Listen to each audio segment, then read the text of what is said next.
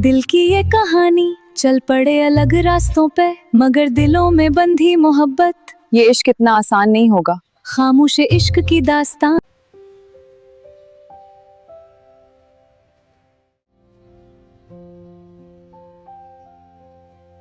अगर आपको बुरा ना लगे, क्या मैं यहाँ बैठ सकता हूँ?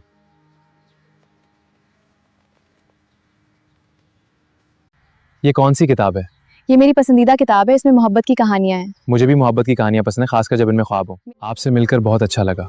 मुझे भी। अजीब बात है, लगता है जैसे हम पहले ही मिल चुके हों। हाँ, मुझे भी ऐसा ही लग रहा है। कभी कभी एक मुलाकात पूरी जिंदगी बदल देती है।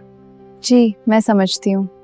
और कभी एक खामोश नजर दिल की जबान बन जाती है। माफ कीजिएगा अगर आपको बुरा ना लगे, तो क्या मैं आपका नाम जान सकता हूँ? जी, मेरा नाम महानूर है। और आपका? मेरा नाम आर्यान है। आपसे मिलकर बहुत खुशी हुई। शुक्रिया, मुझे भी खुशी हुई।